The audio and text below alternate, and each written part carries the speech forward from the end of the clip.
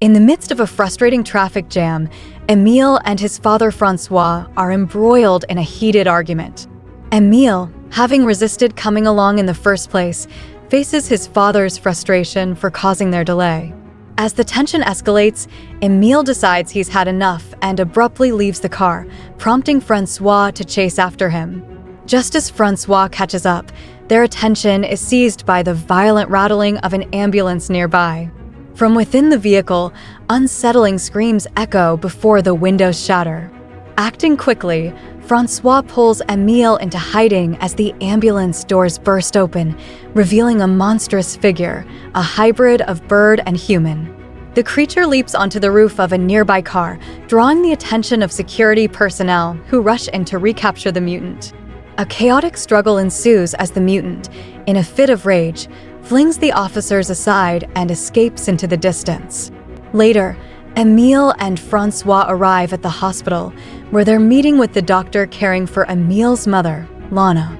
Unbeknownst to many, for the past 2 years, a strange phenomenon has been plaguing the country. People have begun mutating into animal-like creatures, and these transformations often lead to violent behavior.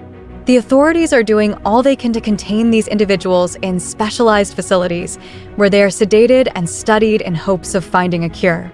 Fear of the mutants is widespread, and many believe they should be permanently confined.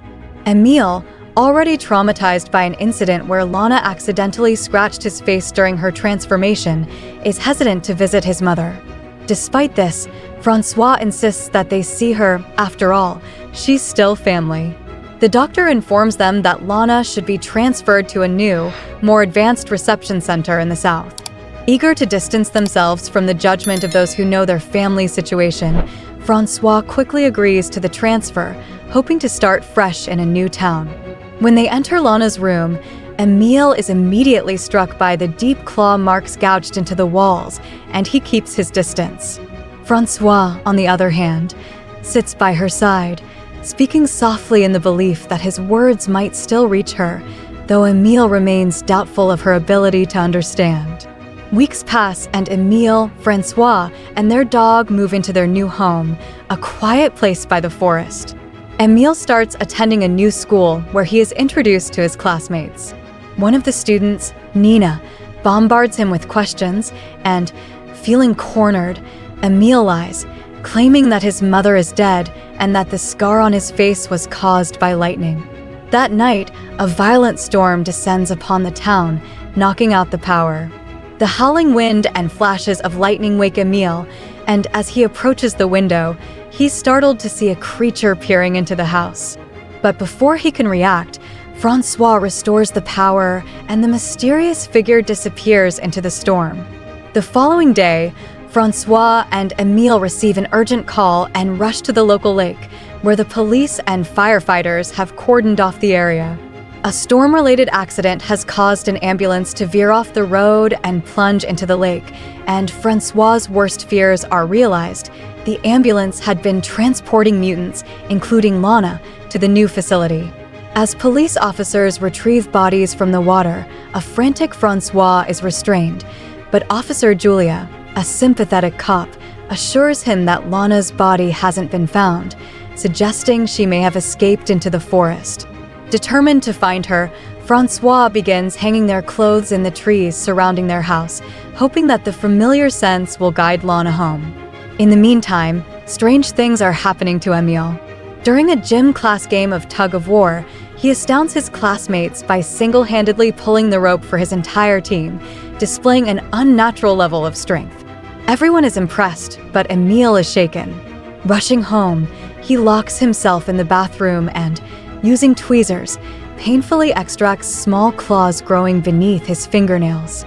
His fear intensifies as he notices changes in his spine, hinting that he too is beginning to mutate. Filled with anger and shame, Emile wrecks the bathroom before collapsing in the tub, where his loyal dog joins him, offering silent comfort. Meanwhile, Francois runs into Julia at the post office. She informs him that the authorities have halted their search for Lana, as the military will soon take over the situation. Their conversation is interrupted by panic in the store. Another mutant has been spotted. Julia rushes to evacuate the customers while Francois, driven by hope, searches for the mutant, wondering if it could be Lana. He instead encounters a squid-like creature merely scavenging for food. The mutant, sensing danger, hurls a box of shrimp at Julia before fleeing the scene. As Julia gives chase, Francois discovers another terrified mutant hiding behind a display. Rather than alert the authorities, he keeps the creature's presence a secret. That Friday, Emile attends a party and tries to blend in with his peers. His classmates are fascinated by the swords one student will be presenting at the upcoming Midsummer Festival. But while they're distracted, Emile is preoccupied with the horrifying realization that his body is undergoing changes beyond his control, and his connection to the mutant world is far more personal than he ever imagined. At the party, Emile starts feeling queasy as the alcohol hits him harder than expected. He stumbles from his seat, drawing attention. Nina, ever thoughtful, offers him some medicine, but Emile, unable to control his instincts, licks her hand to grab the pills. The scene horrifies the onlookers, leaving Emile mortified. Overcome with embarrassment, he bolts from the gathering and heads into the forest, where distant sounds of mutants echo around him. The next morning, Emile wakes by the lake, dazed and disoriented. The distant hum of a motorboat pulls him back to reality, but he's immediately sickened when he notices blood in his mouth. He spits it out, horrified by the realization that he may have done something terrible the previous night. On his way home, he catches sight of anti-mutant graffiti sprayed across a wall, a harsh reminder of the world's hostility. At home, Emile rushes into the bathroom and vomits again, this time expelling a feather. The sight of it hits him with sudden clarity. He had eaten a bird during the night. Shaken, Emile confides nothing to his father, Francois, who remains determined to find Lana. Together, they ignore police warnings and venture into the forest, hoping to catch some trace of her. As they walk, Emile nervously asks his father how he felt when Lana first began to change. Francois responds gently, explaining that he was never afraid of her. She was still his wife, just a little different. Night falls, but their search continues, with Francois blasting Lana's favorite song from the car as they drive through the woods, hoping it might draw her out. They end up spending the night in the car, and by morning, Emile is alarmed to notice more changes in his nails, which are growing sharper. Before he can dwell on it, their dog darts off into the forest, with Emile chasing after him. In the chaos, Emile encounters a strange sight, a child, transformed into a chameleon, perched on a tree. Before he can react, the Birdman mutant from before attacks, knocking Emile to the ground and slashing his shoulder with sharp claws. But just as quickly, the mutant stops, locking eyes with Emile and realizing they share the same fate as mutants. Emile's screams bring Francois rushing to his side, who pulls him away and shouts at the Birdman to stay back. As they return to the car, Francois insists on taking Emile to the hospital, but Emile vehemently refuses, terrified that doctors will uncover his secret. Their argument grows heated, and Francois nearly crashes the car to avoid hitting a horse on the road. They find themselves at a riding school swarming with police, and Officer Julia informs them that a mutant attacked the horses. Francois seizes the opportunity to ask for help, and an army nurse is called in to stitch up Emile's shoulder, which he explains away as a dog bite. Back at home, Emile, feeling the weight of his changes, removes some of the stitches and instinctively licks the wound as it oozes. The next day, during lab class, Emile is unsettled when he sees Nina wearing a feather necklace that looks suspiciously like the one he puked up. When he freaks out, Nina confronts him, but before they can discuss it further, Emile becomes distracted by the squeaking ferrets in their cages. The constant noise pushes him to the edge, and he snaps, yelling for the animals to be quiet. After class, Emile struggles to ride his bike home as his body continues to change. Nina, sensing something's wrong, tries to comfort him, even inviting him over to her house. While preparing a snack together, Emile opens Nina's fridge and spots a dead bird. Nina casually explains that she found it at her door after the party and kept its feather for her necklace. The realization dawns on Emile. he hadn't eaten the bird, he had left it as a gift for Nina. She mentions her plan to donate the bird as food for the mutants, which unsettles Emil even more. Later, Emil returns to the lake, where he catches a fish with his bare hands, startling a neighbor who watches from afar. He then seeks out the Birdman, now revealed to be named Fix, who is struggling to learn how to fly.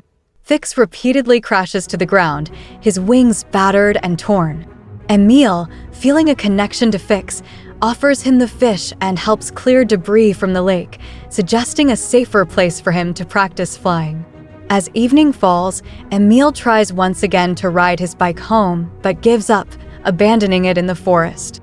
When he returns, he lies to Francois, claiming that the bike was stolen. Meanwhile, Francois, working at a local bar, is troubled when he discovers the owner has started selling anti-mutant merchandise. Disturbed, Francois heads to the back to take out the trash, only to be ambushed by a mutant who pins him to the ground. The creature, bound in chains, is calmed by Francois, but before he can help, a coworker intervenes, revealing that the mutant is a relative she's been hiding at the bar. They attempt to guide the mutant back into hiding, but panic sets in, and the creature rushes into the bar, sending the patrons into chaos. Fearing the worst, Francois races into the forest, desperate to find Lana. After searching frantically, he finally comes across her in full bear-like form. She briefly acknowledges him with a soft sound before retreating deeper into the woods. Back at school, Emil experiences another startling change during lunch when a tooth unexpectedly falls out of his mouth. Horrified, he quickly covers it up, pretending it was just a baby tooth. That afternoon, he visits Fix again, watching as the Birdman struggles to stay airborne, repeatedly plunging into the water. Caught in the chaos of his transforming body, Emil finds his life spiraling further out of control. After attending a party where his body betrays him, licking Nina's hand to accept medicine, Emil is overcome with shame and bolts into the forest. The next morning, he wakes up by a lake, discovering blood in his mouth and realizing, with horror, that he's consumed a bird during the night. His transformation is undeniable, yet he clings to what remains of his humanity, even as Francois, his father, begins piecing the truth together. Francois discovers the reality when he unclogs the bathroom sink, finding hair and claws, evidence of Emil's slow mutation. Confronting Emil, Francois locks the house, demanding the truth. A panicked Emil tries to run, but Francois catches him, holding him tightly as they both break down. The following morning, Francois, with growing acceptance of his son's condition, stays supportive, giving Emil practical advice on hiding his changes, cutting nails, using hair removal cream, and concealing his enhanced hearing. Their bond faces more strain when Emil visits Fix, the Birdman mutant, and witnesses his final triumph, learning to fly. However, joy turns to conflict when Emil attends a festival where Francois works. Francois is furious, insisting Emil should remain hidden, leading to a heated argument. Emil, losing control, bites Francois, a shocking display of his growing animal instincts. Overwhelmed, Emil storms off, only to be comforted by Nina in the cornfields, where their intimacy deepens despite his mutant form. But peace is short-lived. Back at the festival, a classmate corners Emil, dealing with him with a high-pitched sound only animals can hear. Emil lashes out in pain, scratching the boy's face, and panic spreads as locals and police mobilize. The situation escalates quickly when Fix intervenes to save Emil, but the police fired their weapon towards Fix, leaving Emil to watch his friend die in his arms. Heartbroken, Emil escapes into the forest, his humanity slipping further with every passing moment. In the forest, Emil hides, surviving on fruit and joining the nocturnal creature's howls. One stormy night, he encounters a bear, only to realize it's his mother, Lana, in her fully mutated form. A tender moment of recognition passes between them before she leads him to a hidden community of mutants living together in peace. However, the calm is shattered when flares light up the sky. The army has found them. Despite their efforts to escape, The soldiers use sonic devices to capture most of the mutants, sparing only a few, including the chameleon girl who hides with her camouflage ability. Francois, now fully devoted to protecting Emile, helps him fabricate a story to escape police custody. When Emile struggles to control his body during the release process, Francois takes matters into his own hands, knocking out a cop to ensure their escape. They flee in the car with police in hot pursuit, but Francois makes a promise to his son he'll never let him be locked away in an institution. As they break through a fence and enter the forest, Francois gives Emile one final order: run. Emile takes off, howling in freedom as he disappears into the wild, leaving his father behind. And that brings us to the end of this emotional and intense story of a family torn between their humanity and the overwhelming force of transformation. Emile's journey from struggling with his changes to embracing his mutant identity is both heartbreaking and liberating, as he finds his place among those like him. Francois' unwavering support for his son, despite the fear and danger surrounding them, is a powerful testament to the bond between family members. What did you think of Emile's transformation and the way the film portrays the fear and prejudice against the mutants? Do you think he made the right choice in running into the wild? Let us know your thoughts in the comments below. If you enjoyed this breakdown, give it a thumbs up, hit that subscribe button, and ring the bell for more in-depth reviews of gripping films like this one. Thanks for watching, and see you in the next video.